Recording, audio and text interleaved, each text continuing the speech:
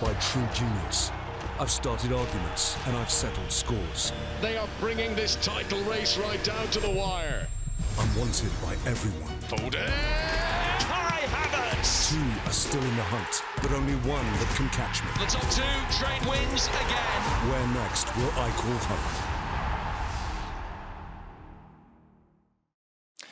Salut à toutes et à tous, ravi de vous retrouver dans PL Club. Nous sommes dans le sprint final de cette saison de Première Ligue. Il reste encore énormément de suspense, notamment dans la course au titre.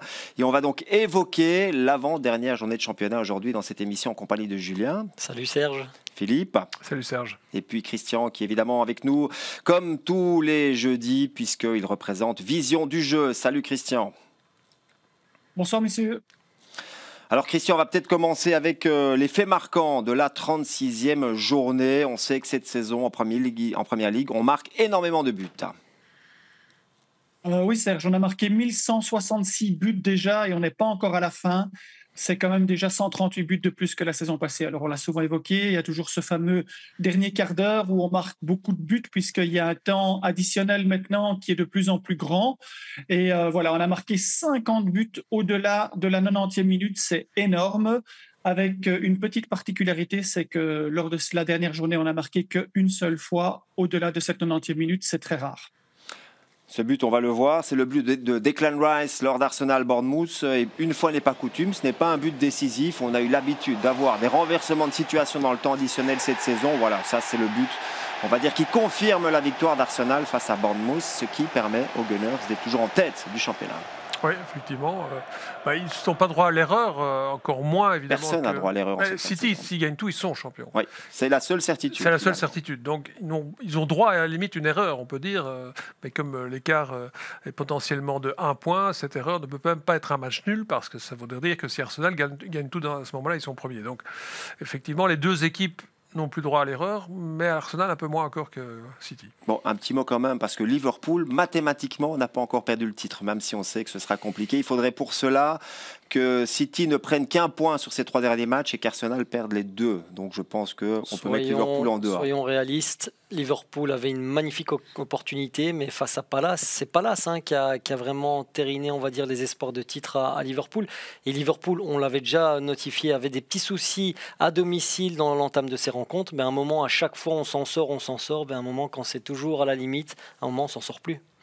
Course au titre donc entre Manchester City et Arsenal. On va donc parler des deux rencontres, en tout cas disputées par les Citizens d'un côté et les Gunners de l'autre. Et je vous propose de commencer par le premier match du week-end. C'est celui aussi qui sera proposé sur Divertissez-vous. C'est Fulham Manchester City. C'est parti.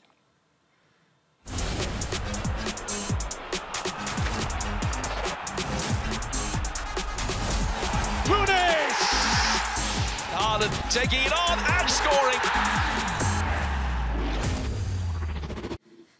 C'est le match qui va ouvrir le week-end de Première Ligue. C'est programmé samedi à 13h30. Alors Fulham est 13e actuellement avec 44 points. C'est donc un club qui n'a plus grand-chose à jouer en cette fin de saison, si ce n'est peut-être les troubles faits.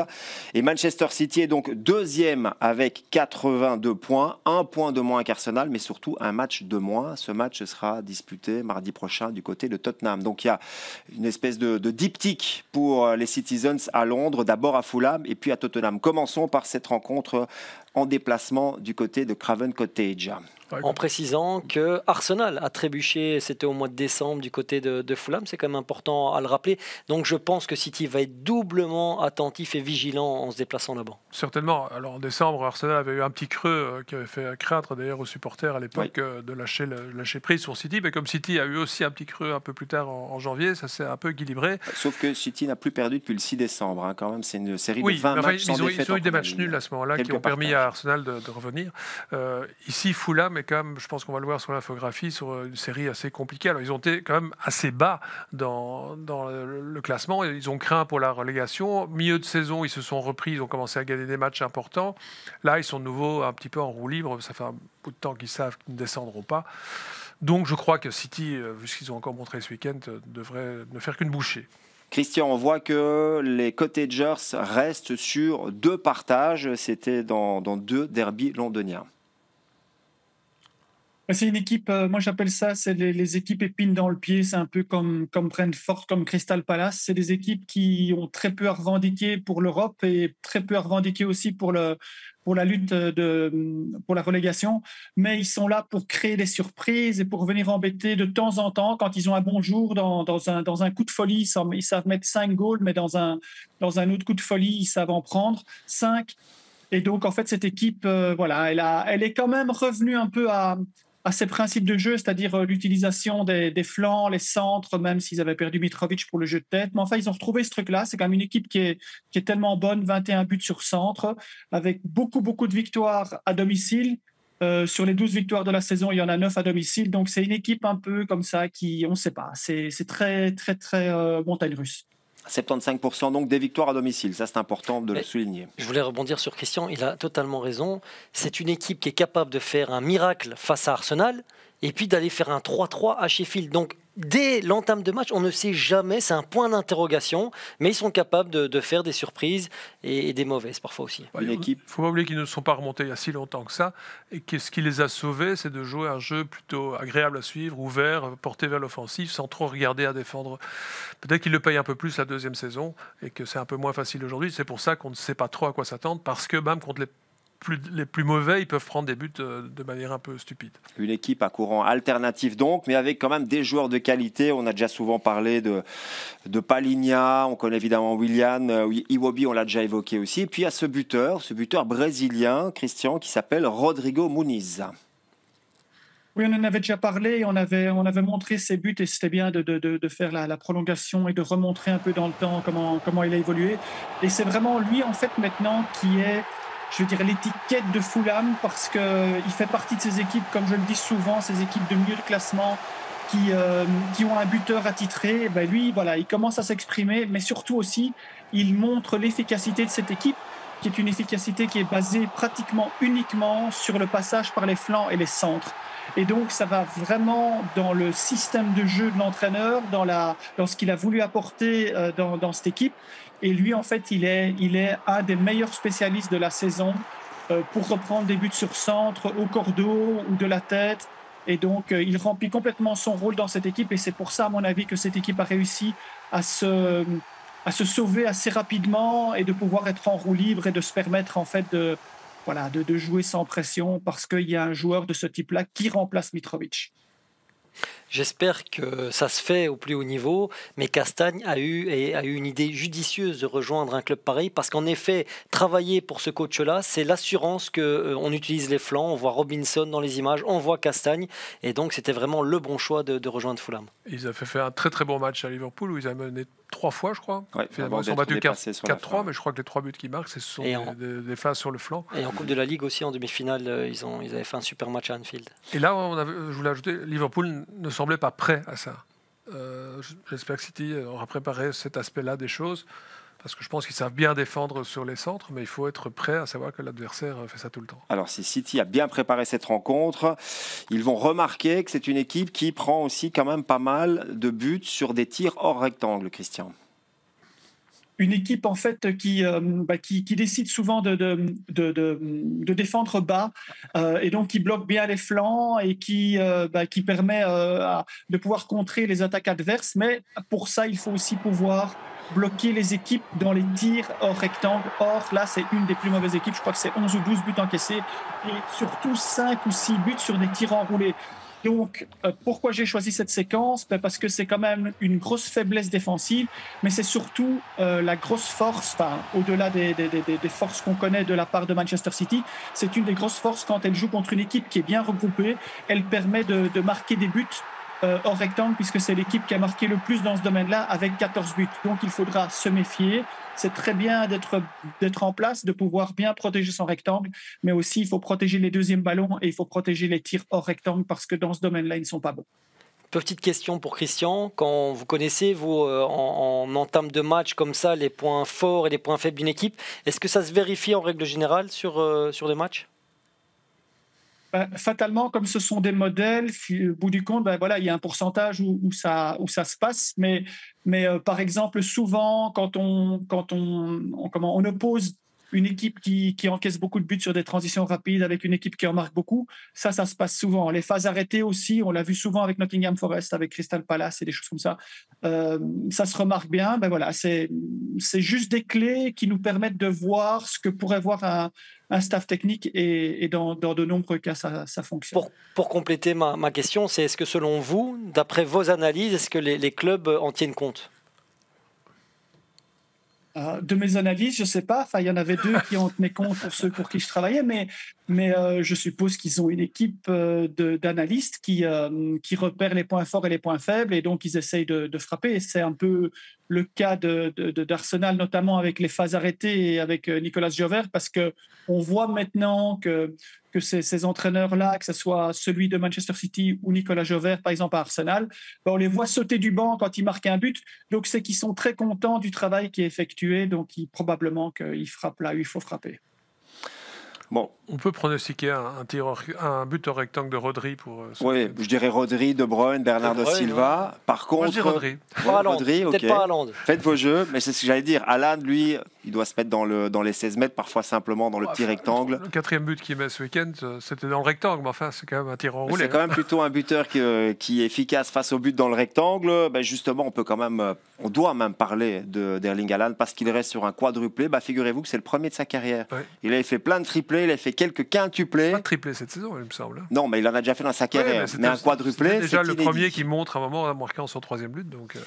Et il a donc marqué 4 buts en 54 minutes le week-end passé. Je vous propose de revoir ses buts et on peut aussi en parler avec Christian, évidemment, parce qu'il a parfois été critiqué cette saison, mais quand même, je pense que c'est pas mal son total de buts pour un joueur qui est considéré par certains comme un joueur de 4e division anglaise, Christian. Oui, ça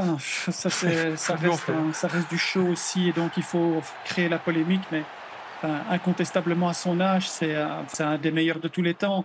Et en plus, être dans une équipe qui a tellement d'options, est tellement polyvalente, il y a tellement de joueurs qui peuvent marquer. Être un buteur qui en met 20-25 par saison à Manchester City, c'est vraiment aussi un exploit parce que tout n'est pas basé que sur lui. Je suis sûr que s'il était dans une équipe un peu plus basse, milieu de classement, comme on l'a vu avec Mateta, avec Ings, avec Antonio, ce gars serait à 30-35 sans problème parce que tout serait basé sur lui. Mais là, il complète une équipe qui est déjà formidable et il est performant. Il n'y a rien à dire. En tout cas, il revient en forme. Il a eu quelques passages à vide aussi, dû notamment à quelques soucis physiques. Un chiffre quand même, 61 buts marqués en 63 matchs de Première Ligue. C'est quasiment la même chose un but par match. C'est quasiment la même chose qu'à Dortmund. Exactement. Donc c'est quand même un fameux buteur. Et s'il est en forme pour cette fin de saison, c'est plutôt une bonne nouvelle pour Manchester City. En tout cas, il a mis fin au suspense pour le meilleur buteur de la saison. Là, on pensait qu'il y en avait une dizaine qui pouvaient... Non, c'est pas fini, mais marquer 4 buts en un week-end avec 3 matchs à jouer alors que la plupart donc 2. Embêtant. Alors, autre point important du côté de Manchester City, Christian, on sait que c'est une équipe qui aime avoir le ballon, qui aime poser son jeu et puis construire pour aller marquer, mais c'est aussi une équipe, et vous l'avez remarqué ces derniers temps, elle est aussi capable de jouer sur transition rapide. C'est un atout supplémentaire. Un atout supplémentaire, ça c'est clair, Serge, parce qu'on a souvent évoqué. Alors, on a regardé, en fait, ce que j'ai fait, c'est que sur l'ensemble de la saison, j'ai regardé les moments où ils étaient plus ou moins performants sur reconversion rapide, et notamment lorsqu'ils profitaient des mauvaises sorties de balles adverses. Et jusqu'au mois de début octobre, ils n'avaient marqué qu'une seule fois dans ce domaine.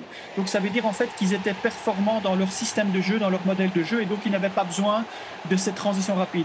On a souvent expliqué aussi que s'il n'y avait pas un équilibre en termes de buts marqués sur transition rapide, au bout du compte, il y a un problème.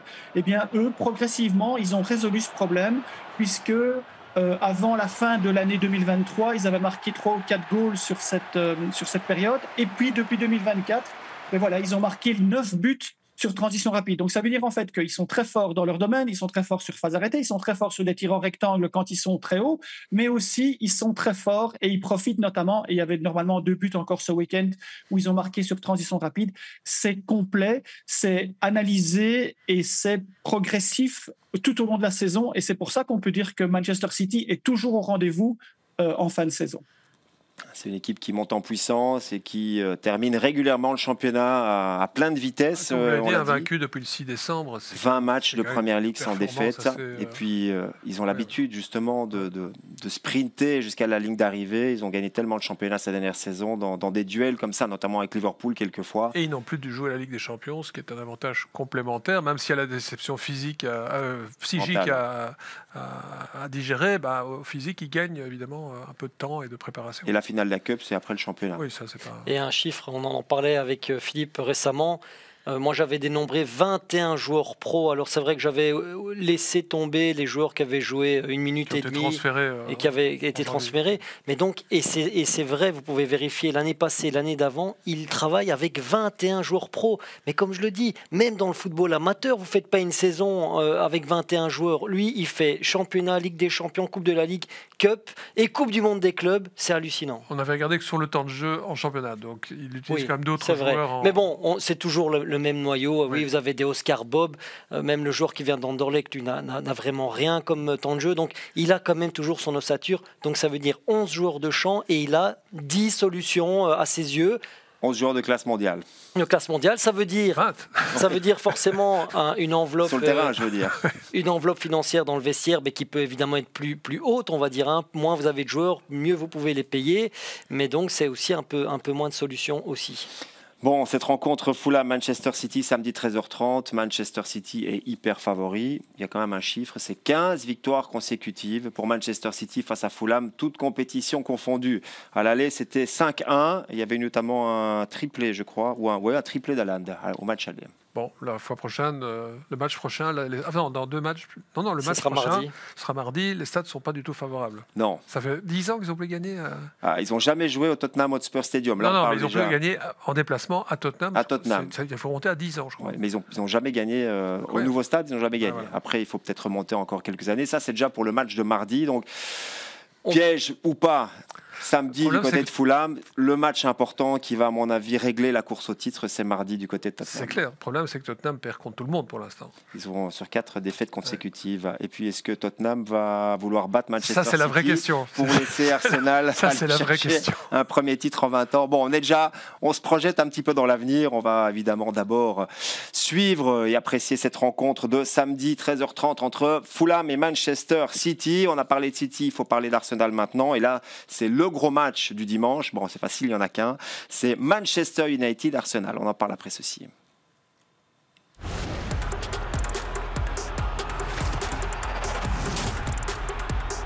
Anthony through and scores! It's a brilliant finish from Bukayo Saka. Manchester United actuellement, 8e, c'est un petit peu étonnant, c'est pour ça que je suis un peu sous le choc. 8e seulement, 54 points pris cette saison. Arsenal premier avec 83 points, mais attention, si City gagne du côté de Fulham samedi, City sera en tête avant cette rencontre-là entre Manchester United et Arsenal. Avant, c'était la grosse affiche de l'année. Manchester, je dis avant, c'est quoi? Il y a 10-15 ans, c'était la grosse affiche. Maintenant, quand on voit l'état de ce Manchester United, on peut dire que c'est une affiche dévaluée. Parce que longtemps, c'était les deux clubs qui se battaient pour le titre. 2000, entre Wenger et Sir Alex. Serge, j'ai été abasourdi évidemment par la défaite lundi soir. J'ai regardé le match, j'ai tenu jusqu'à la 80e parce qu'après, c'était presque...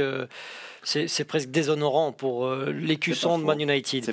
Et quand je vois Erik ten Hag debout, alors en plus se plaindre pour des bêtises chez le 4e arbitre, alors que la base pour lui c'est quand même de mettre une équipe compétitive, il avait des blessés, d'accord. Je rappelle quand même que nous sommes au mois de mai, que monsieur est 8e au championnat, c'est une chose. Mais il était dernier du groupe en Ligue des Champions avec un merveilleux bilan de 4 points sur 18. 0 sur 6 face au premier, 3 sur 6 face au deuxième et 1 sur 6 face au troisième. Qu'il est éliminé en Coupe de la Ligue par Newcastle, qu'en championnat il fait un merveilleux 0 sur 6 face à City. On attend le match retour, mais il a été battu à Arsenal 3-1. Contre Liverpool, il fait 2 partages.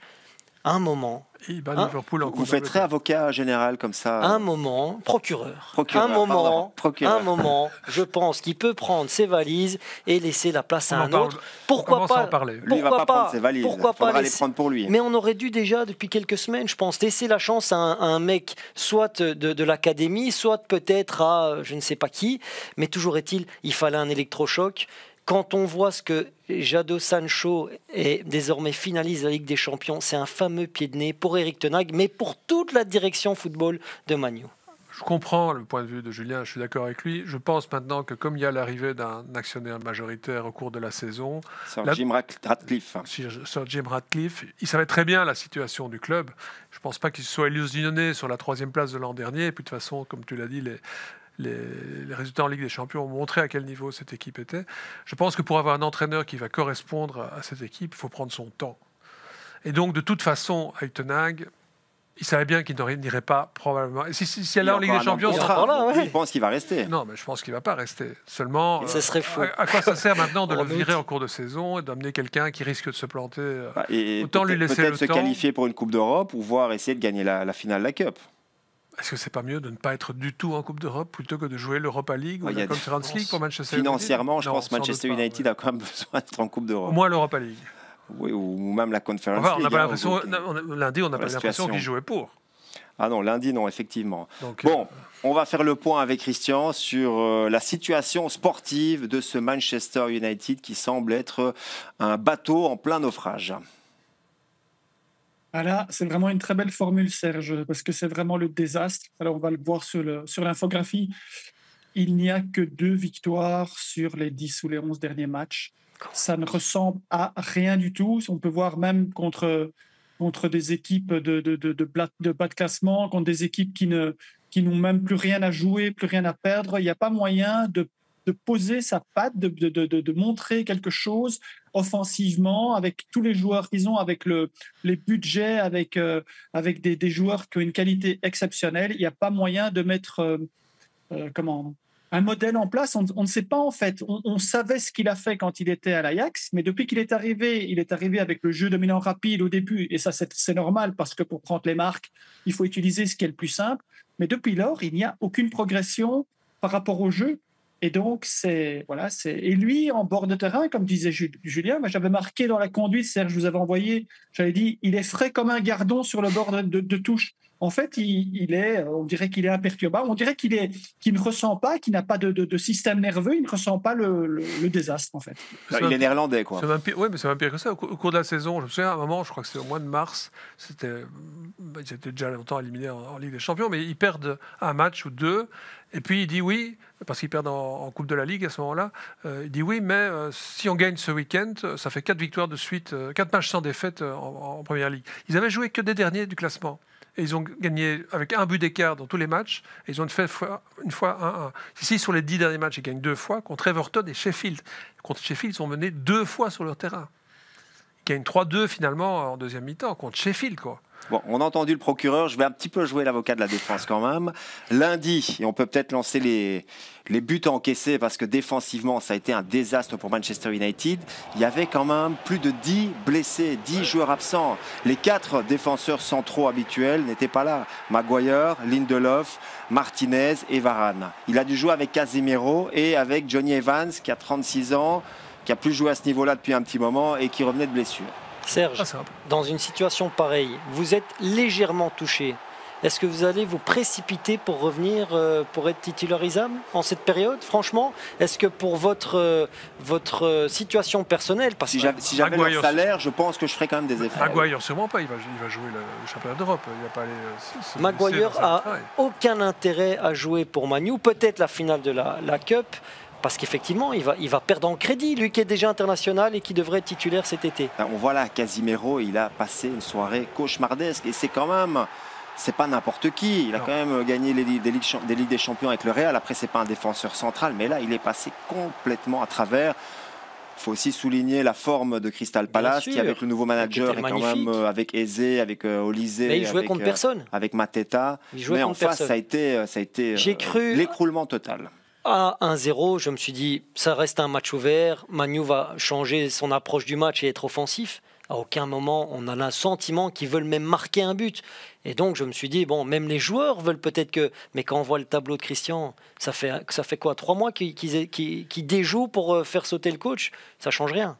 Christian, une question peut-être à Christian. Est-ce qu'il y a encore un lien de confiance entre les joueurs et le manager, selon les résultats et les prestations qu'on a vues ces dernières semaines? C'est difficile de répondre, Serge, mais en tout cas, les joueurs sont des professionnels et l'entraîneur aussi. Et donc, je ne sais pas si les joueurs se sentent vraiment concernés par la situation de l'entraîneur. Demain, on peut changer, les joueurs vont continuer à jouer, ils vont à l'entraînement, ils vont se battre. Je pense que dans cette culture-là, cette notion de on est derrière l'entraîneur et on va tout donner pour lui, je pense que ce milieu est tellement individuel, c'est chacun essaye de tirer la couverture à soi et essayer de rester, de perdurer dans ce monde du football. Moi, je ne pense pas qu'il y a... Enfin, pour moi, ça changerait en fait. Pour moi, l'entraîneur est comme je le dis souvent, c'est un animateur de séance. Parce que les joueurs, quand ils sont sur le terrain, c'est eux qui décident et qui regardent comment résoudre les situations.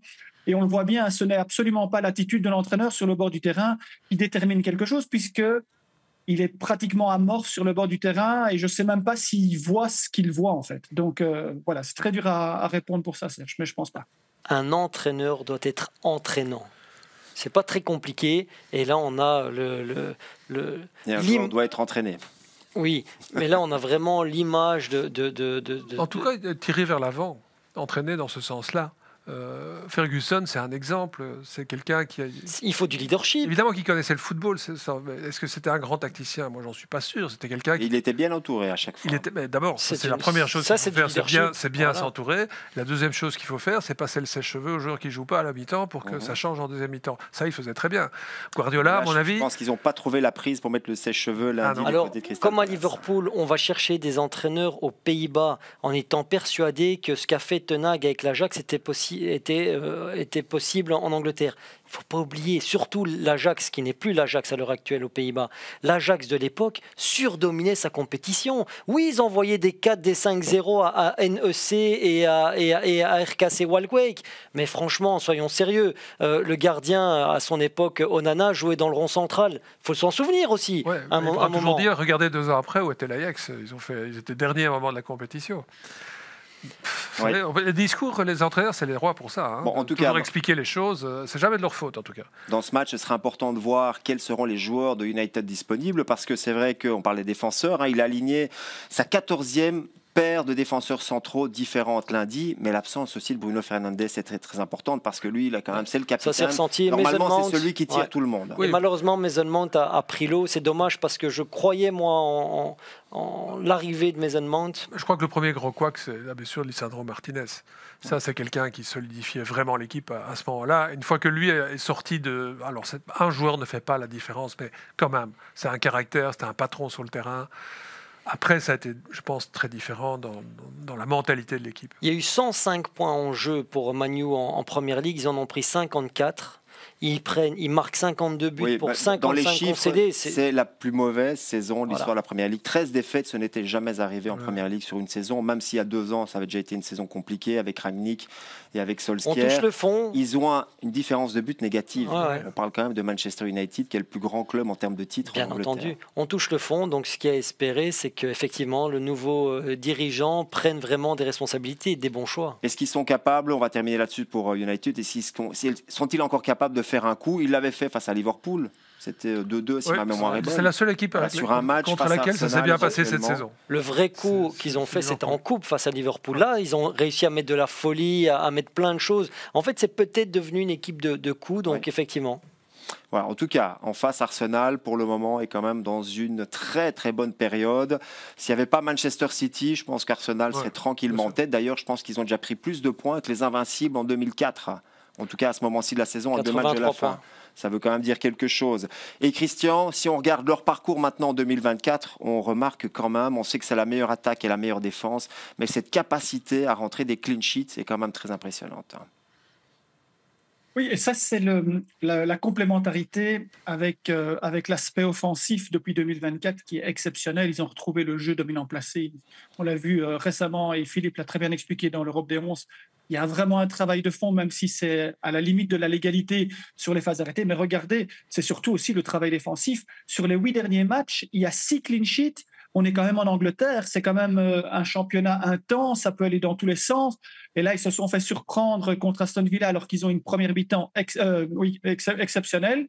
ils en encaissent 2. Et là, ils se sont un peu relâchés après avoir mené 0-3 contre Tottenham. Avec cette équipe défensivement est à la hauteur. Et voilà. Et c'est vrai que Fred le disait la semaine passée, si dans n'importe quel championnat ailleurs dans le monde, Arsenal serait déjà champion avec 10 points d'avance.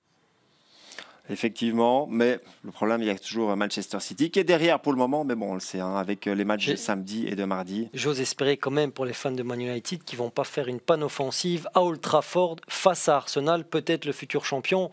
Donc il devrait quand même avoir du On se demandait si Tottenham allait faciliter le titre d'Arsenal. On peut aussi se poser la question, est-ce que les supporters d'United voudraient que leur équipe batte Arsenal et laisse City aller être champion pour une 4e fois consécutivement? Ils détestent moins Arsenal que Manchester City. Ça c'est clair. Je pense que Manchester City, c'est leur pire ennemi. C'est leur frère ennemi en tout cas dans la ville. Oui. Mais Arsenal, effectivement, pour rebondir sur ce que vous disiez, c'est la saison la plus impressionnante depuis très longtemps. Oui, depuis Wenger, évidemment, mais pas la dernière époque de Wenger. Non. Au dernier titre. 2004, il y a 20 ans. On va revoir les buts face à Bournemouth parce que on voit aussi que cette équipe a progressé dans la gestion des matchs compliqués. C'est ce qui avait coûté le titre la saison dernière. Oui. Cette saison, ces matchs-là sont quand même beaucoup mieux maîtrisés, même si on peut parler d'arbitrage, évidemment, avec quelques décisions qui ont été plutôt à l'avantage d'Arsenal dans cette rencontre. Mais dans l'ensemble, ils méritaient amplement de battre et facilement, sans forcer, cette équipe de Bournemouth. Oui, bien sûr. C'est plus contre Tottenham où c'était plus gênant, je dirais, dans un match quand même qui est un derby, mais ici contre Bournemouth, bon. Je pense qu'on l'avait annoncé dans l'émission de la semaine passée, que c'était pas ce week-end, le week-end dernier, que ça allait se jouer. Les deux équipes jouent à domicile contre des punching balls, parce que et Bournemouth et Wolverhampton en déplacement chez des gros, ça n'a jamais fait de miracle. Et à l'exception près, peut-être Wolverhampton du côté de Tottenham. Mais donc je pense que ça va se jouer maintenant. De toute façon, ça va se jouer maintenant dans les 10 jours. Je nuancerai un peu quand même, parce qu'en deuxième mi-temps, si le but de Bournemouth est validé... Non, mais Phil, il reste là-dessus, sur ce penalty litigieux. Non. Je pense mais s'il y avait un carton rouge, il y a un carton rouge, il y aurait pas eu 2-1, etc. Je veux simplement dire qu'en première mi-temps, je crois que Bournemouth a un tir non cadré. En deuxième mi-temps, ils en ont beaucoup plus. Et Arsenal a beaucoup plus défendu. Ils prennent ce but qui est refusé. Bon, si c'est 2-1... C'est là qu'ils ont progressé. C'est de la gestion, parce que l'année passée, on se souvient, oui, mais à un moment, on a l'impression... Ils ont mené à Liverpool. Ils continuent d'attaquer, ils se font surprendre. Mais je trouve qu'à un certain moment, on ressent de nouveau cette peur de mal faire. Et ça s'est très fort ressenti à Tottenham, où ils mènent 0-3 à la mi-temps. Quand ils arrivaient à 2-3... Les 10 dernières minutes, c'était quand même chaud. Ils ont gagné. Ils ont gagné, c'est vrai. Et si on parlait d'une forme de relâchement, je pense que à ce niveau-là, ça doit être probable. Mais attention, quand même. Attention. 88 buts marqués pour Arsenal cette saison, c'est la meilleure attaque. On a déjà quasiment tout dit sur la puissance offensive d'Arsenal, Christian. On constate quand même que sans véritable numéro 9, alors qu'on en parlait déjà la saison dernière, c'est une équipe quand même très efficace. Si vous avez encore été chercher dans vos données, une petite info croustillante, c'est que c'est une équipe qui marque tellement facilement sur des tirs enroulés. Oui, et c'est un domaine, une catégorie, c'est difficile. C'est aujourd'hui, quand on maîtrise ça, on voit que les gardiens ont énormément de difficultés pour pouvoir intervenir et ils sont souvent même à 1 mètre, 1,50 m de la balle, tellement c'est un geste technique quand il est bien exécuté. Regardez, il n'y a aucune possibilité pour le gardien de but. Dès que le joueur fait un crochet de in vers out, que ce soit de l'extérieur du pied ou ce soit un crochet du droit et tiré du gauche, mais regardez, c'est un aspect technique qui s'est développé à travers les années. Et c'est vraiment une arme redoutable. Et eux, dans ce domaine-là, ils se baladent. Ils ont déjà marqué 5 ou 6 fois comme ça cette saison. C'est énorme. Voilà, c'est une force. C'est aussi une conséquence de l'utilisation des ailiers qui jouent à contre-pied. Mais c'est une force incroyable. On peut fixer, on fait un autre vers in. Et alors après, le gardien, il est juste là pour être spectateur. Ouais, on a vu Ben White, je ne crois pas qu'il est à contre-pied. Lui, il le fait... Ben White, c'est pied gauche. Franchement, si même Ben White peut marquer sur une enroulée pied gauche, c'est que tout le monde peut le faire à Arsenal. Je me suis dit, quand il l'a fait, je me suis dit, bon, il s'est tiré du gauche aussi. Mais à mon avis, à l'entraînement, ça doit être quelque chose qui doit être bien travaillé. S'il le fait comme ça aussi facilement, c'est que c'est travaillé. Et manifestement, il y a une bonne qualité de frappeur quand même. Et puis, c'est utiliser les ailiers inversés, un gaucher à droite et un droitier à gauche. De toute façon, pour contrer Haaland, il fallait aller dans une attaque complémentaire et un boys band finalement, parce qu'il fallait trouver autre chose. Si je me souviens bien, Tomiyasu a failli en marquer un ce week-end, non, contre Bournemouth. Oui, il a failli. Oui, probable. Il essaiera peut-être encore ce week-end s'il est titulaire. Du côté de Manchester United. Maintenant, il est toujours titulaire. Oui. Pour le moment, oui, on verra. On verra la composition de dimanche.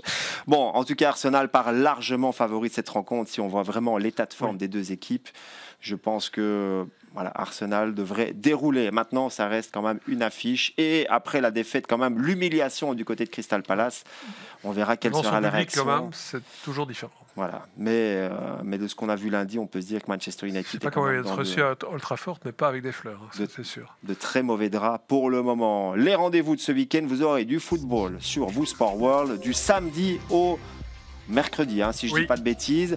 Samedi, ça commencera sur Vous Sport World, mais aussi sur Divertissez-vous avec Fulham Manchester City, on en a parlé. Goals of the Day, Philippe. Ce sera la dernière chance vraiment de Burnley en déplacement à Tottenham. Ils doivent absolument gagner, sinon c'est terminé.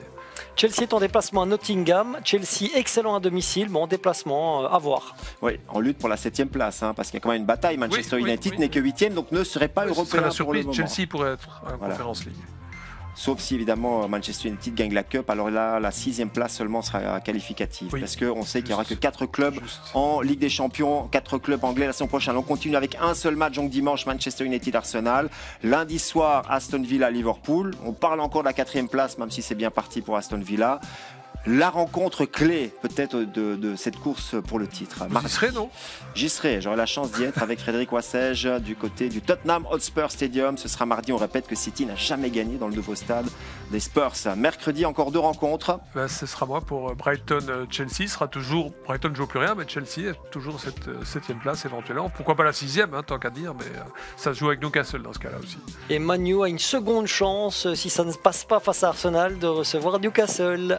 Donc il joue 2 fois à domicile en l'espace de 4 jours et on verra si Man United est capable. Et toutes les équipes auront 37 matchs avant la dernière journée. Mercredi soir, on sera avant le dernier match, la dernière journée. Enfin un classement complet. Et on rappelle que la dernière journée, tout le monde va jouer ensemble. Ce sera dimanche à 17h. Exactement. On prend déjà un petit peu d'avance. Le 2D spécial. Plus le match du champion qui sera en direct. Mais des champions. Oui, enfin celui qui sera plus proche du titre, puisqu'ils jouent tous les deux. On va éliminer Liverpool. Je pense que mardi soir, on va y voir plus clair. On rappelle la dernière journée, ce sera Manchester City West Ham et ce sera Arsenal Everton. Je vais vous dire que là où je vois qui se passe. Vous prenez votre regard de devin. Je prends un risque, mais je vous l'annonce ici.